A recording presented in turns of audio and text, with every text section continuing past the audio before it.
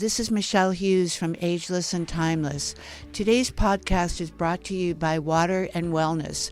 Recently, I had the opportunity to visit Water and Wellness at their offices, and I can tell you that as far as you and I are concerned and our health is concerned, this is one of the most important places that you can go to find water that is purified and products that will help your longevity and your overall health. Visit waterandwellness.com to learn how you can take control of your drinking water and learn about those natural additives to optimize your health and longevity. Contact Stacy at 877-296-6880. Use the Ageless code and you'll get a 20% discount on all your products.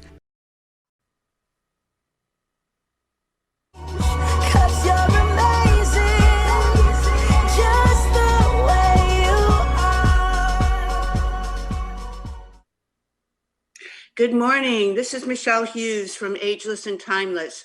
Well, today I have someone who I think is going to change your life. And if you listen very carefully to Dr. Jere Rivera-Dugenio, you are going to be treated to a development, an invention that he has created that will change your consciousness. And I know this firsthand because I've tried it. And I, of course, only bring people on my podcast that I believe are efficacious in their experiences and their creations. And Dr. Jere is one of those people. I had the pleasure of meeting Dr. Jere at a reception at Q360 in Malibu about 2 months ago.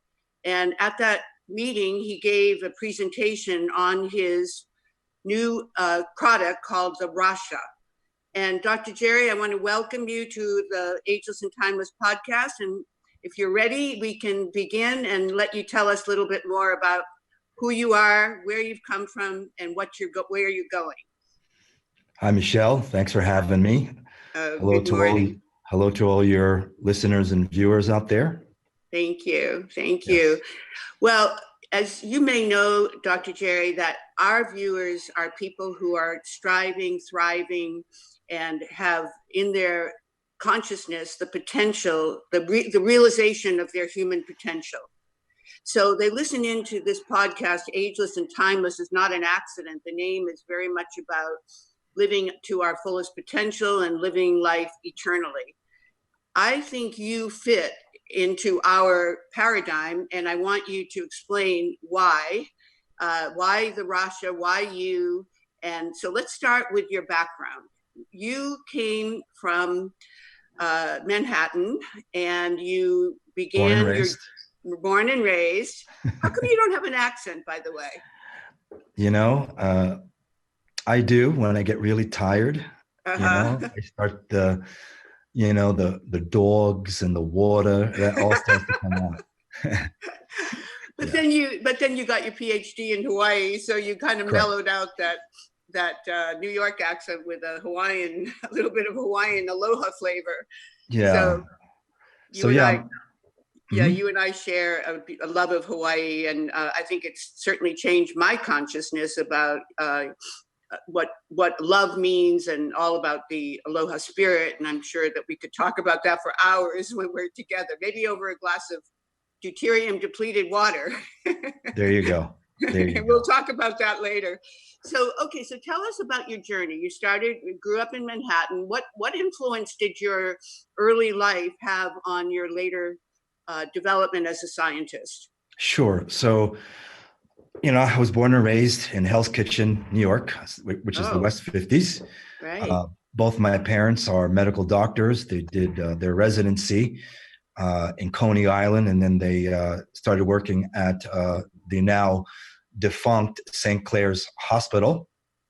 And I grew up around, hospitals, doctors, Western medicine, and that was my early years. I actually, at a very young age, I was sent off to a private school, an all-boys private school in New Jersey. And that's where, as a child, I was sexually molested by, let's just say, male teachers. So, you know, that was repeated. Okay. So after that experience, the following year, something switched in me in terms of wanting to be out of my body and not feeling comfortable in my body.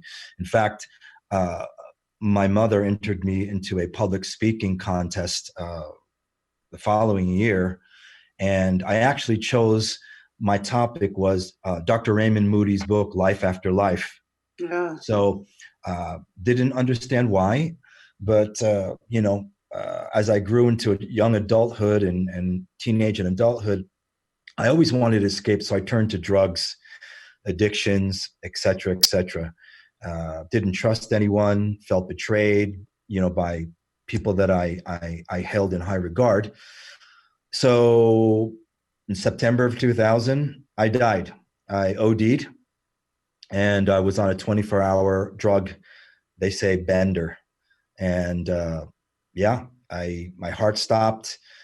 My friend at the time, my best friend at the time, he was trying to resuscitate me, but for 3.5, 4 minutes, I was dead. No heartbeat. My face started turning blue. I actually came out of my body to witness the whole thing.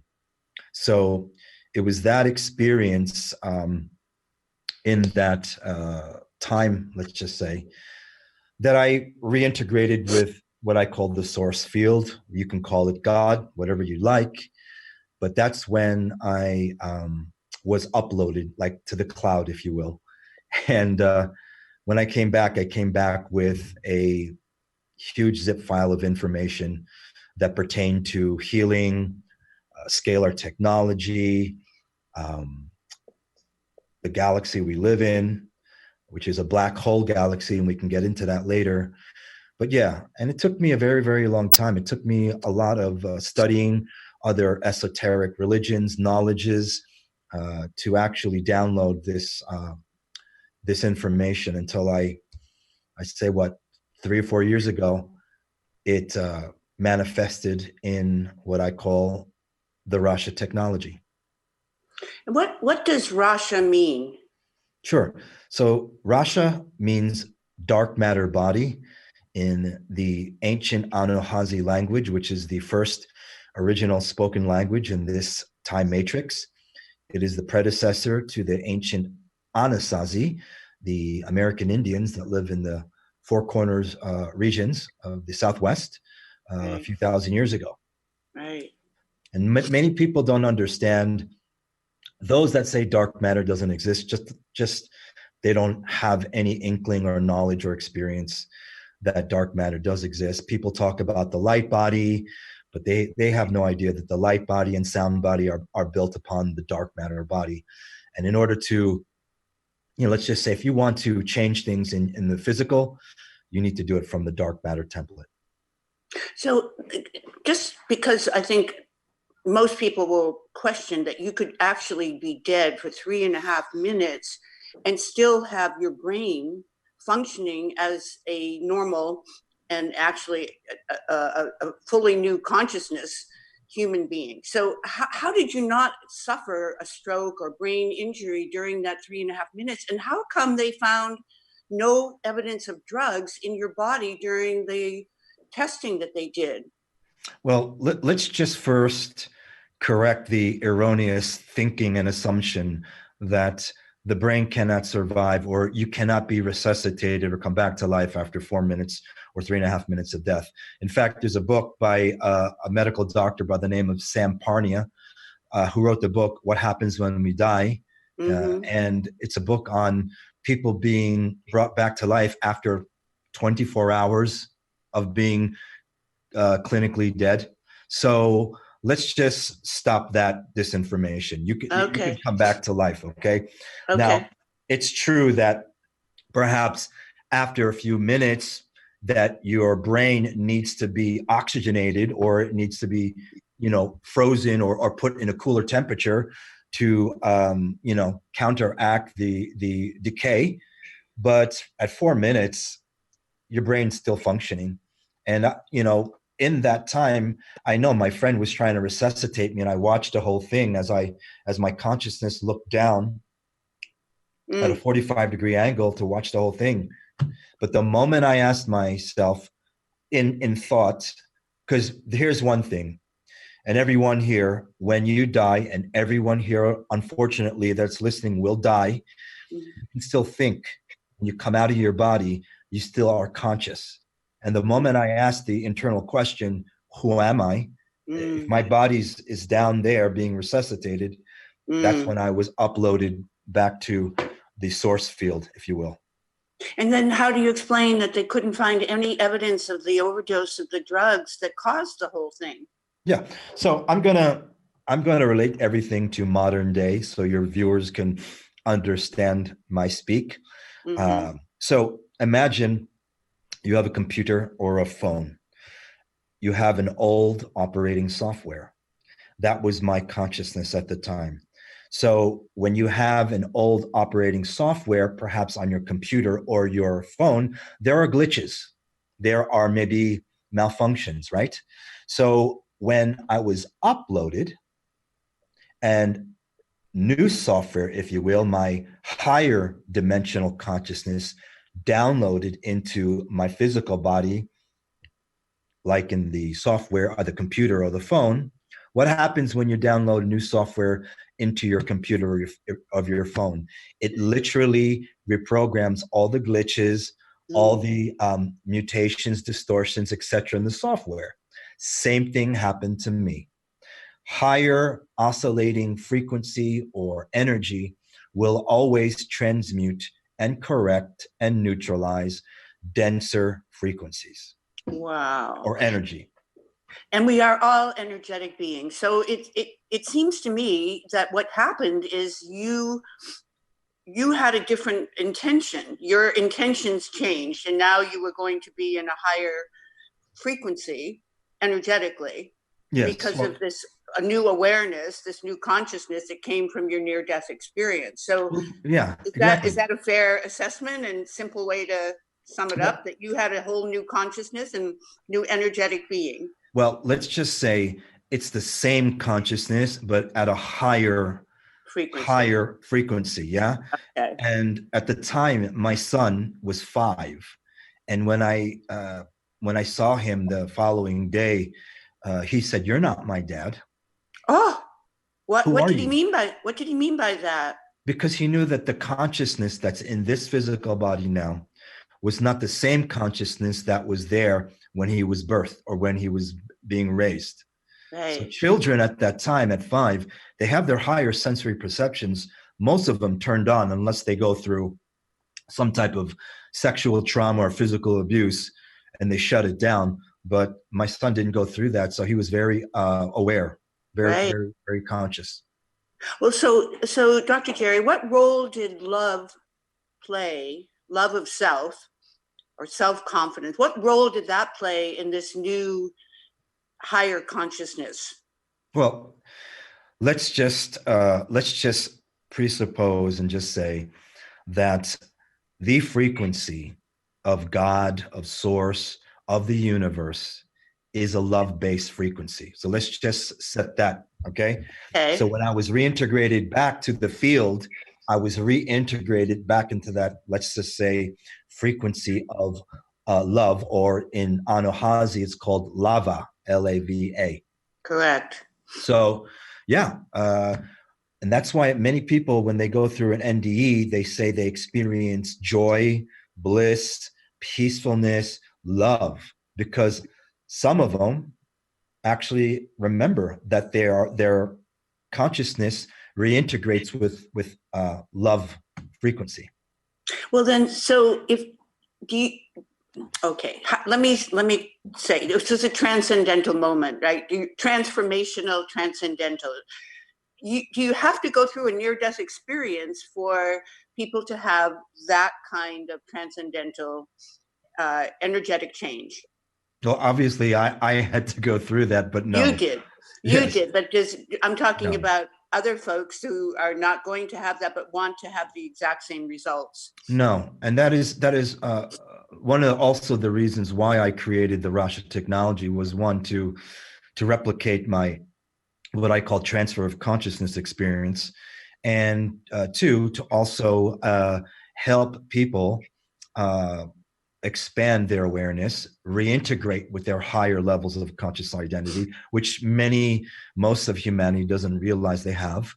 So no, they don't have to go through what I went through. Yeah. So basically, this is something that's inherent in all of us. It's Completely. which is why I introduced you with this um, summary of our mission statement of being more conscious of who we are and what we can achieve in life, and to set our intentions and our thoughts, because our thoughts do create our reality, correct? Oh, yes, they do. And I want to talk about that a little bit more. But okay, so what happened from that point on? So this is 2000, and now you are a different, as your son said, you're not my dad. So what happened to you in those next ensuing years, which 20 years ago? Right. So, when I came back into the body, I felt I was there for the first time, like literally reborn, if you will. So I was experiencing, flowers and trees and just life itself as a whole new experience. So naturally, I went to seek out different levels and different types of esoteric knowledge. From 2000 to 2005 or six, I studied esoteric Gnosticism, esoteric Kabbalah, Sufism, Judaism, Buddhism, Hinduism, shamanism. I even went into medical qigong for cancer. So I literally went into a seeking phase to see what knowledge base or what knowledges and teachings out there were real and were true. And go ahead. Well, what I was going to say, it's interesting that you chose spirituality. These are all, everything you mentioned has a spiritual bent to it, rather than the science of the left brain. Let's say you went more to the spiritual side. So why was that? Well, in 2000, after I was done studying that spiritual part, I actually joined a private group from 2006 to 2011 that all they did was utilize scalar energy technologies and techniques to expand your consciousness and expand your psychic abilities, et cetera, et cetera. The group was similar to in the 70s, Stanford University had the Remote Viewing Institute that was working for the CIA. So this group was similar. However, this group was much more advanced in terms of the ability to utilize scalar energy and scalar energy techniques to take your consciousness and travel with your dark matter body all around the galaxy, if you will. Okay, would you define two terms for us, scalar and dark matter body? Okay, so if you have electrical and you have magnetism, that is defined as energy, correct?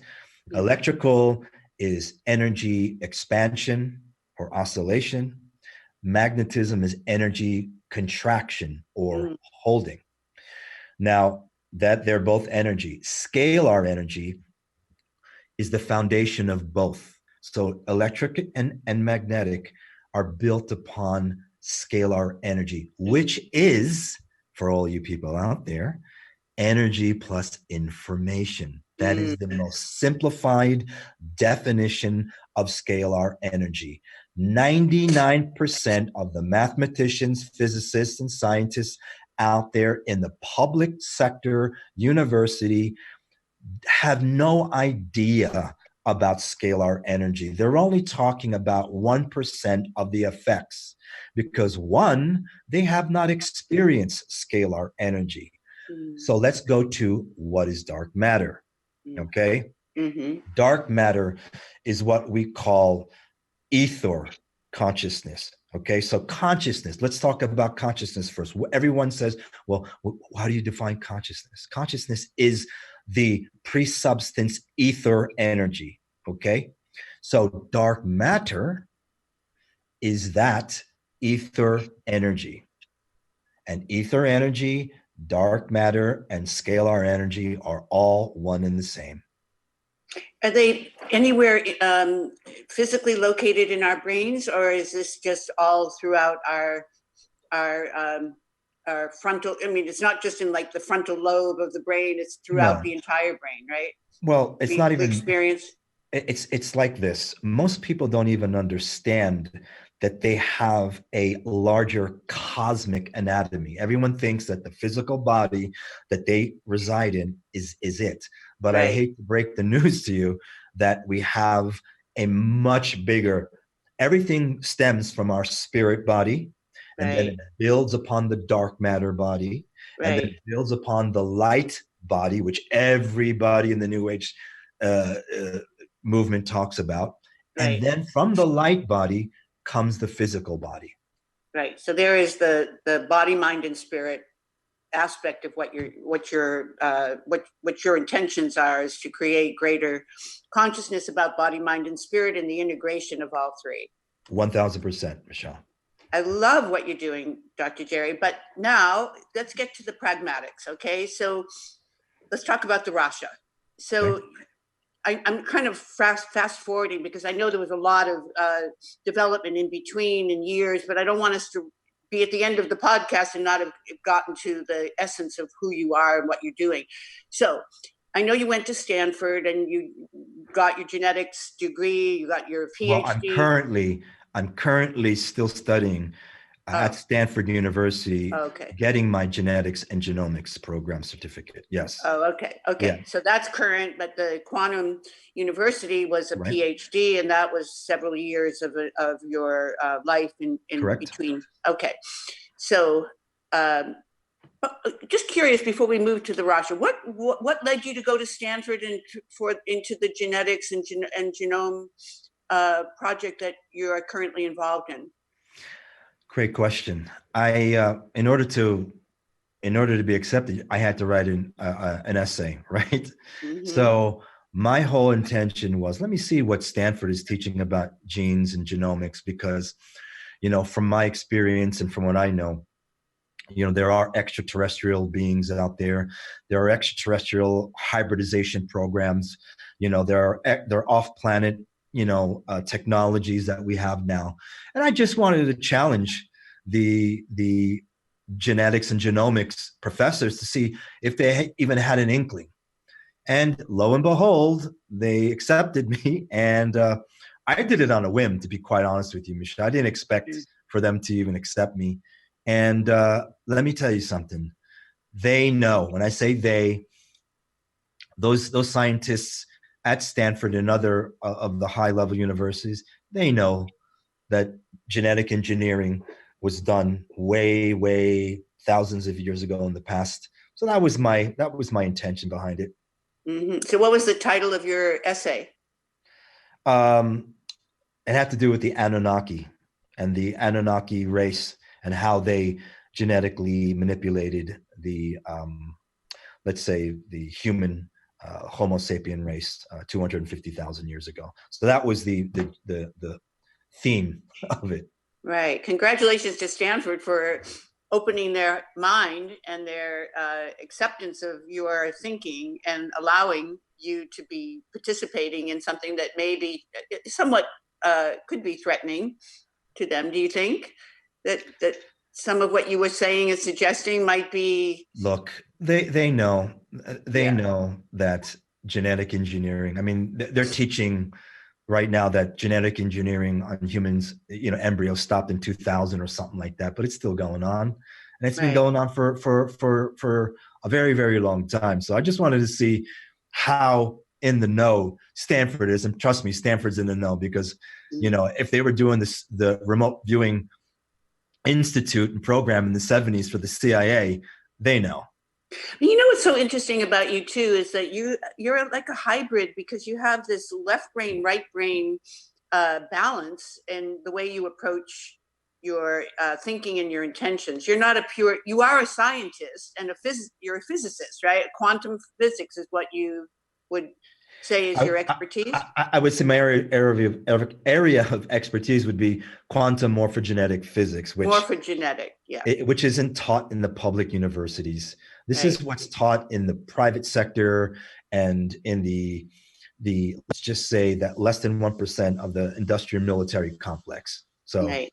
you have people putzing around saying they think they know morphogenetic fields and they think they know scalar and quantum, but they're all in their head theories. They haven't experienced direct cognition, if you will, direct experiential knowledge like I have. But what I was saying is that you have the spiritual influence in your thinking, and more, and I would say the human dynamic that goes well beyond the science of thinking and reasoning and into into feeling. So I mean, do you see what I'm saying? That there I is do. this.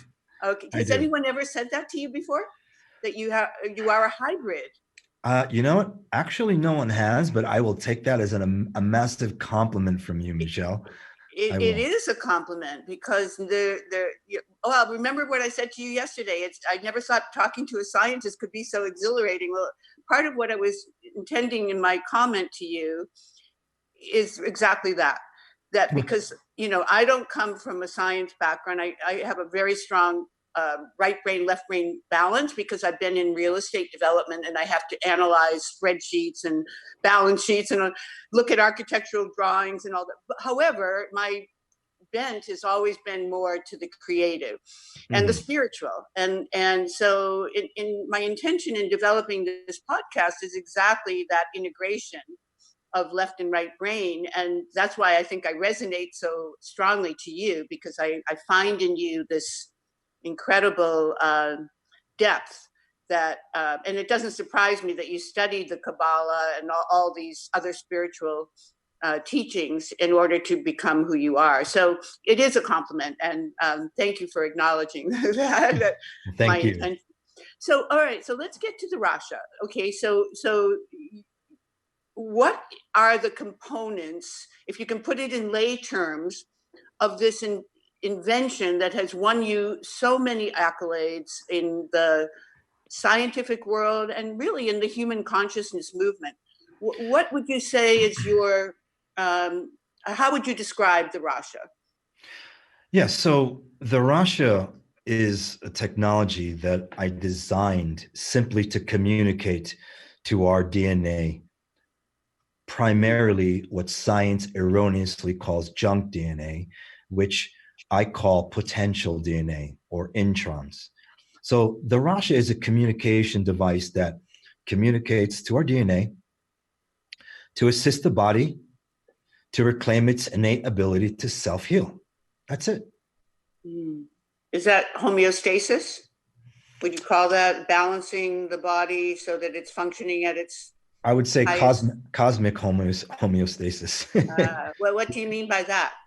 Because most people when they hear homeostasis, they just think physical in the body. But what I'm talking about is reconnecting and reintegrating with you at those higher levels of conscious identity, which many people don't even understand they have. Mm-hmm. Yeah. And technically, with again lay terms, how does that work? Let's just say we're going to do an experiment with someone who has never used the Rasha before. Okay. What's going to happen to them? So the mathematics is important to discuss here because 99% of the devices out there, whether they're medical, energetic, holistic, or whatever, they're based on base 10 mathematics, which I call death science technologies. Okay. Now, they're not bad. I'm not poo-pooing them and saying they're bad, evil. No. We live in a black hole galaxy, Michelle. At the center of the Milky Way is what's known as the Sagittarius A star, or a massive black hole. And eventually, everything in this galaxy is going to go down the black hole. That's just pure physics. Okay. So technically, the Milky Way galaxy is a finite life. Okay. Because we all die. We're not immortal or eternal. We all die.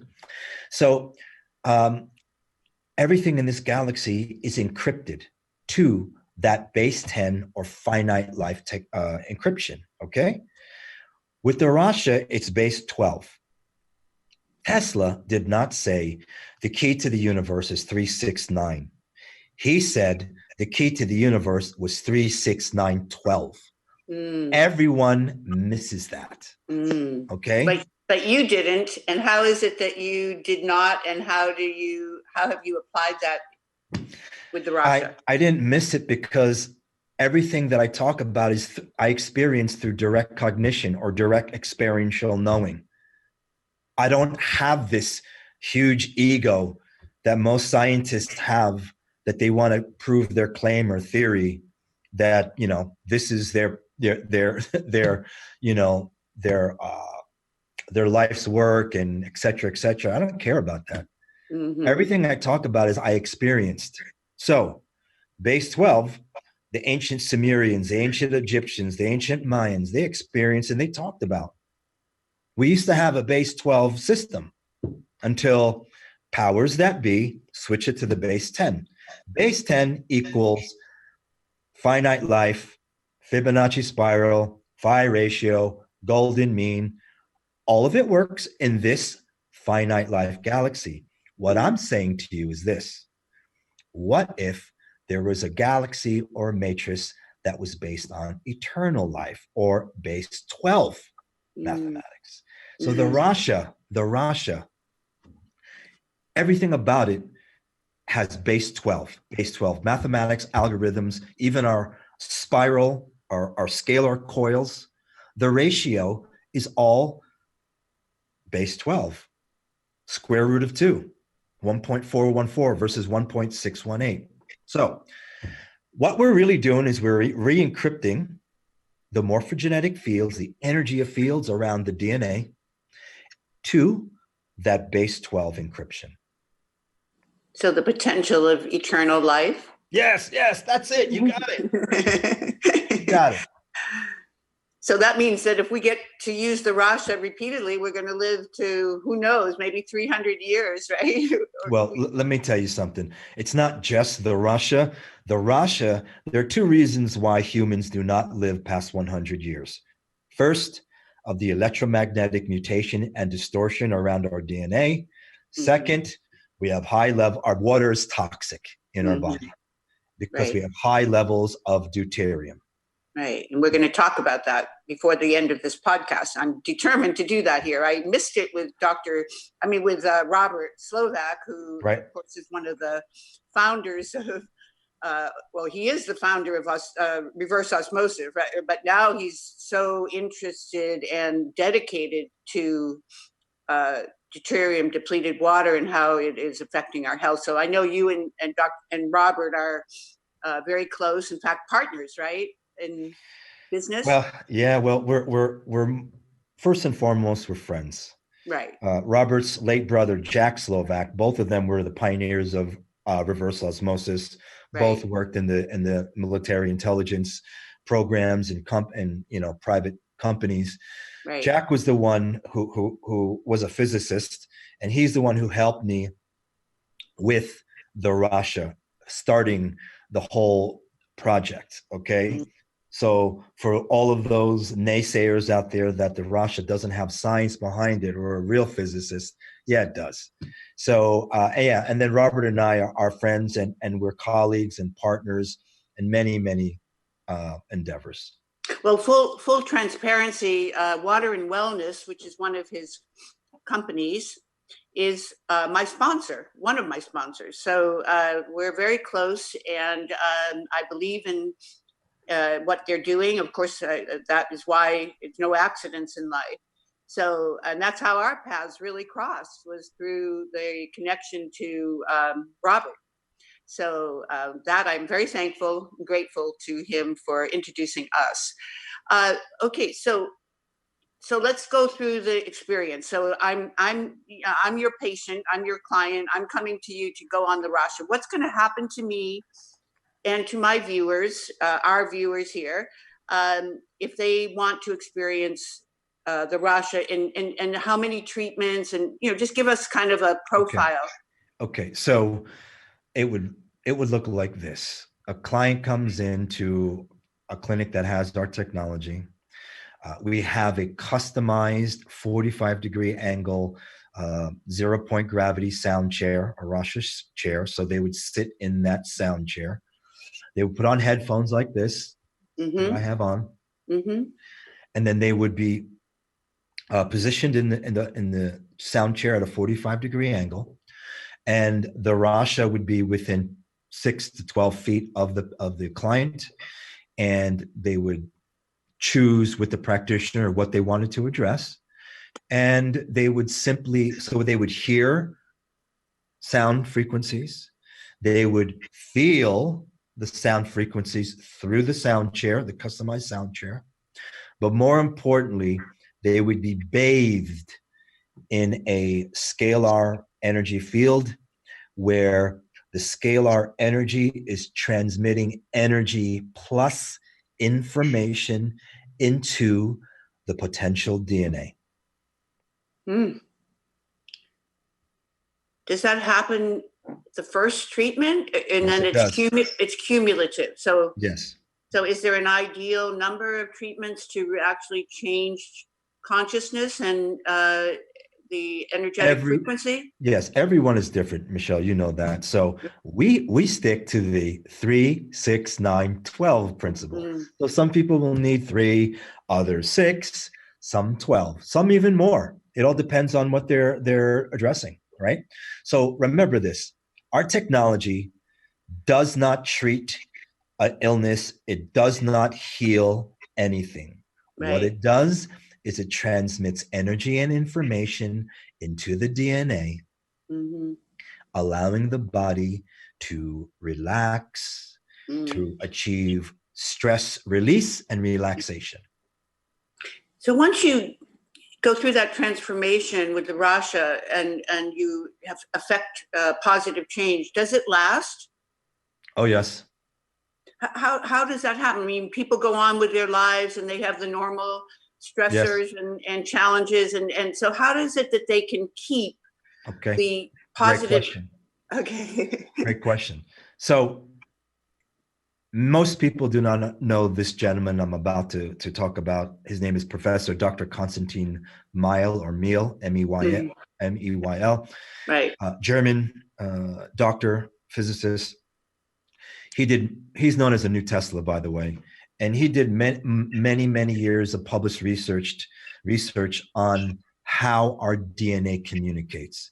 And he proved that the language of our introns, or our potential DNA, is done within the magnetic, let's say the magnetic side of the scalar field. So this is real science. So if you're talking the language, for example, if you and I go to Malaysia and we don't speak Chinese Malay, we're not going to get very far, right? Everything will be pretty much hard to communicate. But if you and I talk that language, everything comes easier. And everything is the same with DNA and in the body. Most people think the language of the DNA is biophotonic or light-based. Wrong. The language of the DNA is the magnetic vector of the scalar field, or sound and light. Okay. So that is why we rarely, I don't think in 3 years, we've had one case of reversal or regression back to their former state, because, if you're talking the language of a person, of a collective, or a cell, you're going to be able to tell that cell person what you want. And they will listen. Yeah, because they feel the effects of the positive change. So no one wants to go regress after they experience a certain kind of a nirvana, which is the manipulation of the DNA to a higher level of frequency, or more healthy, or, as you said, cosmic homeostasis. So, all right. So where do we go if we want to experience the Rasha? Oh, well, there's many clinics and places all around the globe. We have hotels and spas in Marbella, Spain. We have clinics and doctors in Germany, Philippines, Tokyo, Japan, Singapore. In the US, we have our flagship lab in Reno, Nevada, California, Florida, New Jersey. So can we find a list of the locations on your website, or is there another place you could direct us to go if we wanted to Yeah, you could contact? go. Yeah, you could just go to our website and you could check out the locations. It's on our website. Oh, it is. And Okay. if you don't live anywhere near those locations, just you can email us right on our Mm-hmm. website. It's very simple, and say, hey, I live here. What's the nearest practitioner or nearest clinic or hotel, Mm-hmm. spa? And we will guide you to that. No problem. And tell us your website. Yes, Rasha, RASHA.com. Oh, that's so easy. And if we wanted to email you, would that be okay if you could give us your email? Sure. JERE at therussia.com. .com. Perfect. Yeah. Okay, so I will put that on my website. It may already be on there, so that our viewers can look there and they'll have a copy of this podcast to view again and again and again. And plus, I'm on YouTube, so there'll be, and I'm sure we'll be on your website as well. At least Absolutely. I hope so. Yep. Perfect. So people can know about you. So I understand from our conversations that you want to offer our viewers an incentive to try this because it's so it's just so revolutionary what you're doing. So to provide that incentive, what would that be if they're not coming to you directly in Reno where you reside? How would they be able to receive consideration for trying this Rasha machine?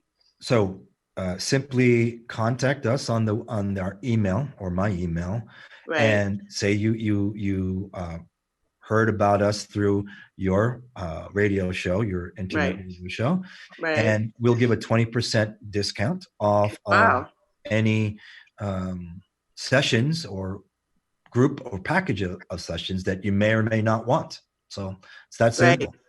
Do all the clinics that offer the Rasha offer the package approach that let's say somebody goes for 3, they buy 3, but then they say, no, I'm not there yet. Yes. I want to go for 6 because I'm obviously somebody that needs a different number. So you can increase and everyone. Okay, so what normally would it cost? Let's just say for 3, just so people have an understanding, and then we'll take the 20% from that. But what is the normal rate? Yes. So a normal, 60 to 90 minute session would be $240 to $250. Right. That's not bad at all, considering what's happening. Right. So when you buy packages of 3, 6, 9, 12, it comes down. So instead of say 240 or 250, the more you go up, say you bought a package of 12, come down to 200. Okay. Right. So it's like that. It's very. It's very similar to what Aaron Cameron is doing at Q360 with his approach. And he does have your Rasha, as you well know, because you were there. And he's one of your locations. So anyone living in Los Angeles can go to Malibu. Yep, to the Q360 clinic. What about, just curious for me, because I'm here, I know I'm going to try to come to Reno for you to be at your flagship, but to continue my treatment. But where in the San Francisco Bay Area is there a location, or is there? Yes. Well, we just recently, have the San Francisco Stem Cell Center run by Dr. Avi, I think Hershowitz or something. Yeah, I know him. He's in the 450 Sutter, I think. Is he a member of A4M, American Academy of Anti-Aging? I believe so. So Dr. Avi just purchased 2. Oh, wow. Technologies. So he will have it up and running next week. So For those of you in the San Francisco area, it's the San Uh, Francisco Stem Cell Center. are you going to come to do any training there, or will you be? I Uh, I'm actually not going to be there next week, but I will be there in the future to do talks.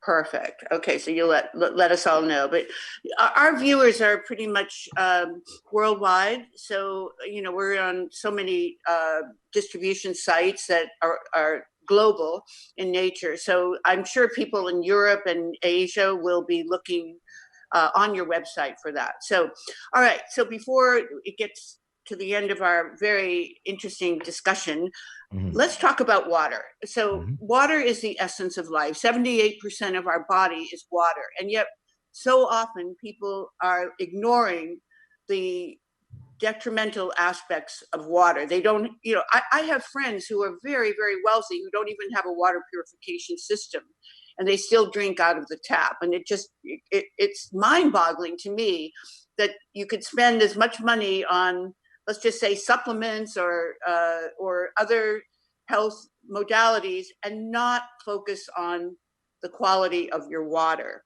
So can you take a few minutes and just give us a summary of how water is affecting us and why this deuterium depleted water is so important for people to be aware of? Okay, so in the military, they know that off-planet or extraterrestrial beings exist that look like you and I, okay? And these beings, for many, many decades, have shared why they live longer. A lot of these beings live 300 to thousands of years old. I mean, it's in the ancient cuneiform tablets of the Sumerians. It's in the Bible, talking about Moses and Noah living 800 years. I mean, that's not by coincidence, right? So the military has done extensive interviews with these off-planet beings, and they have confirmed that the water in our body is toxic due to a isotope of hydrogen known as deuterium. So for those of you that don't know what deuterium is, it is an isotope of hydrogen, and deuterium contains a proton and a neutron, okay? So it makes it very heavy.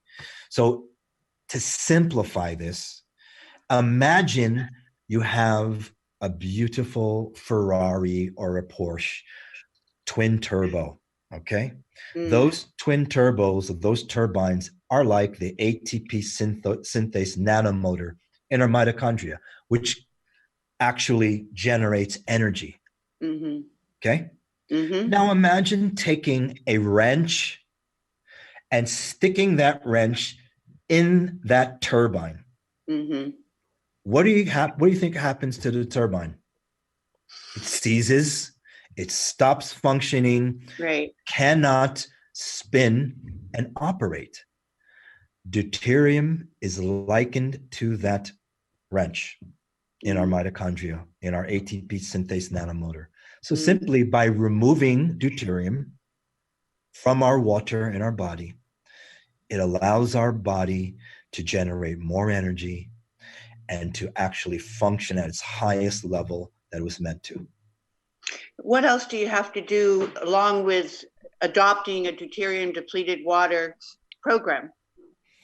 Well, you must at least drink at least 1 liter of 80 to 100 parts per million of deuterium depleted water for a minimum of 4 months. You have to eliminate 90% of all the beverages that are prepared with regular, water. You should adopt an intermittent fasting and consider dry fasting. Those of you that are thinking your water fast is the end all be all, I hate to be the bearer of bad news, but you're actually those that are on water fast, you're poisoning your body and consciousness faster than actually helping it. Adopt a ketogenic diet, a clean ketogenic diet, replacing all carbs and grains with greens, animal and plant fats and above ground vegetables. I would try to get high quality sleep in darkness. So I wear a sleep mask. And one of the most important aspects to depleting deuterium in the body is regular morning sun gazing. That is very important. Be very hard to sun gaze these days in San Francisco. I can tell you, it's been rainy ever since I got back, and I keep thinking, where is the sun coming up? This is like living in Seattle, but I'm sure you know that too, being in Reno. So, what do we do in the wintertime about sun gazing? Well, that's the challenge, right? So, Yeah. there would be some for those of you that can get to red light therapy would be great. Okay, breath work, even those 3-minute cryotherapy reduces deuterium in the body. Mm-hmm. I didn't know that. So, oh, yeah.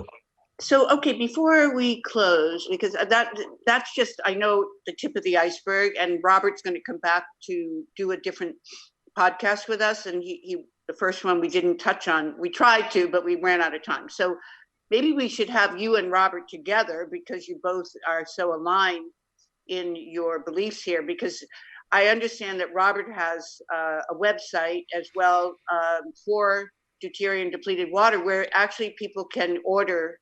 Yes. So can you tell us about that just quickly? Yeah, drinklightwater.com, and it's LITE. Drinklightwater.com. And all you need to know and all the information that you can possibly want is on that website. Right. And I know it's not for everybody, because it is expensive. And not all people out here can afford the price. However, I would say if you have the means and you study this, and by the way, UCLA has a whole center that has scientifically studied and printed a lot of articles about deuterium depleted water, along with all the work that you and Robert and others have done. And this is not just the current time, this is in the past as well, with many of the scientists that are on the website. So I think it would be very important for people to feel confident that what they're doing is going to benefit their health, and that it is worth the investment if they have the means to do so. Yes. And of course, it is a lifestyle change, because you're going to reduce your alcohol consumption, you're going to eat a ketogenic diet to some degree. I mean, it doesn't have to be to the letter of the law, but you do have to be conscious of what your food is, your medicine. So unless we create deuterium depleted vodka, deuterium depleted beer, or deuterium depleted wine. Well, that's not a bad idea. I think that could make a big impact, right, on the liquor industry. Absolutely. Kind of like CBD is done, right? Oh yes, absolutely. Same idea. So okay, before we move along to closure, I want to just ask you a couple of personal questions, if that's all right with you. Sure. So what inspires you to be who you are? When you realize and you remember who you are, where you came from, what your purpose is, and where you're going once you leave this physical body, that's inspiration enough to continue. But most people don't know who they are, don't know where they came from. They don't know their life's purpose. So until you do know that, then it gets to be challenging to know what inspires you. But for me, the inspiration is to help humanity achieve, higher levels of consciousness expansion, healing, manifestation and materialization, real manifestation and materialization, not the stuff that's being, taught out there by those self-help gurus, which is a lot of commercialization and sometimes charlatanism, I hate to say, but it does come down to greed and money. But so second question, where are you going in this world now? We've talked about where you've been, how you got here, where you are today. Where would you like to go in the future? On this planet? In other words, what is your next chapter? Yeah, and on this on this planet. planet. Yeah, because you're going to live forever. Hmm. Remember, we're eternal beings. So, Well, I would like to, at some point on this planet, uh, procure a private island, make it self-sustainable, grow crops, biodynamic farming, mm, open up a quantum energy based clinic or some type of boutique facility mm. for people to come. Well, Yeah. you're talking to a real estate developer, so you're singing a tune that I resonate to, and I know you know my friend Mark Chasen, or I think Yes. you know, right? He was a Yes. guest on our podcast, and that's Mark's dream, The Center of Awe, and he's writing a book. It's actually, I think, about to be published, so Mm-hmm. you can check in with Mark because there may be a collaboration that, and he, of course, is a good friend of Robert Slovak, so all of you could find, or all of us, I should say, could find a movement to that dream being fulfilled. And the last question is, who has inspired you? Who are your role models and your mentors? Well, easily, my mom is one of my uh, the number one role model that Oh, I I love that. tend to And a pattern myself. woman too. Love Yes, that. yes, yeah. But other role models, Jack and Robert Slovak, Nikola Tesla, Antoine Priori, Royal Rife, you know, Dr. Constantine Mile, Mm-hmm. many of those people inspire me and I consider role models. And just what is it about those people that inspires you? What are the qualities that you have affected you in your life's journey? Every one of them lives their life through direct cognition or direct experiential knowledge, meaning they teach, they share, they live their lives or live their lives as how they experienced it. There was no fakeness. There was they you got what they were. There was no illusion to them or to them then or now. And a lot of their work was suppressed, and you know, and all of them are very powerful, independent, self-sovereign beings that didn't succumb to the will of big corporations, so to speak. Right. They didn't sell their souls. Well, Right. I think what you just defined is authenticity and living life's purpose authentically from our very essence of Yes. who we are, and that's a beautiful way to end our podcast. And Dr. Jere, I can only tell you that you are an amazing human being, and I Thank want you. to congratulate you and As honor you are. you. As you are. Wow. Well, thank you. That is a very nice compliment from coming from you. Thank you very much. I I really uh, have so much gratitude for what you've done, what you want to do, and know that you will be successful because of who you are. So once again, thank you for coming on today. We'll have you back with Robert if you would like. Thank you. If I may invite the two of you together. Thank Uh, you. and I think that would be a compelling discussion about a little deeper into the deuterium as one topic. Well, thank you, Okay. Michelle. Thank you for Well, having me. okay. And thank Remember, I'm you, coming to viewers. Reno, and secondly, you're coming here, so we'll have a chance to meet and talk further. Thank you, Dr. Absolutely. Jere. All Thank you. right. Bye-bye. All right. Bye bye. Okay. Well, I want to summarize our talk today in like 2 words. Well, 3 words. This is compelling. And I want everybody to be aware that I never try to sell anything because I only want this to be experiential.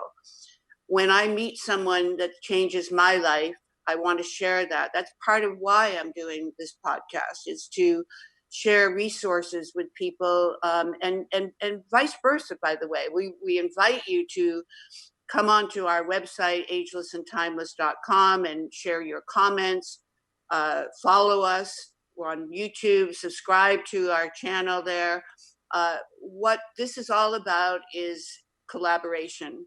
So we want to thank Dr. Jere again for being our guest and for sharing his knowledge and his experience.